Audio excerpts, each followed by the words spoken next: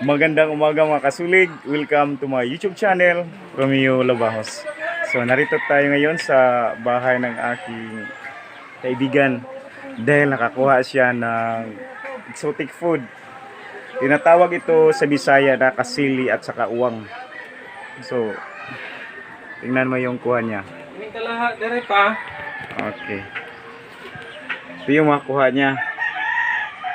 Oh, masarap to. So, paano ba ito niluluto, brother? Buhay yan. Ha?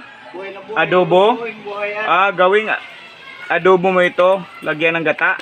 So, masarap daw ito.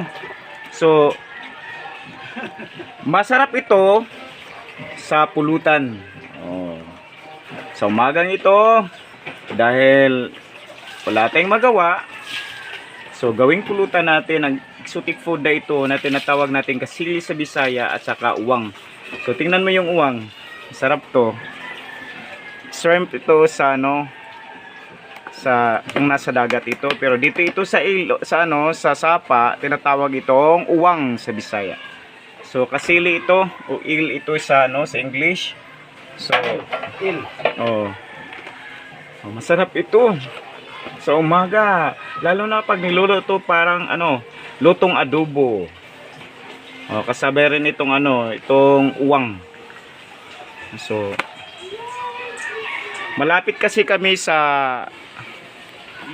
ilog, kaya marami silang nakuha na kasili at saka uwang.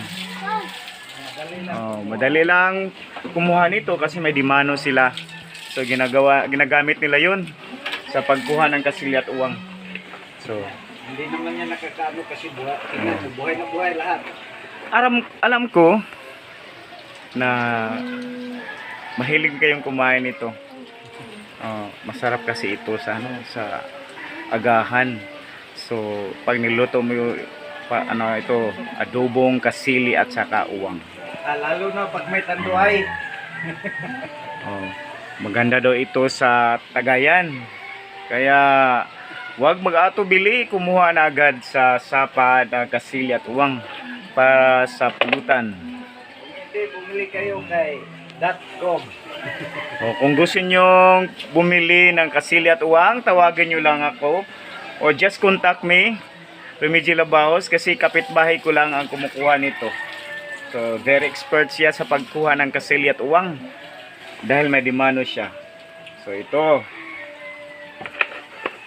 Buhay na buhay pa. buhay na buhay, fresh from Kalubian River. So yan, no?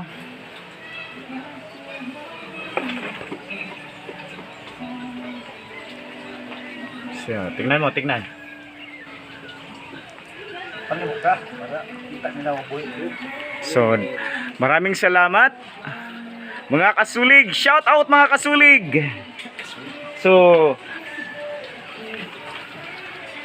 shout out Rose June channel. Shout out Kalubian, shout out Philippines, shout out world.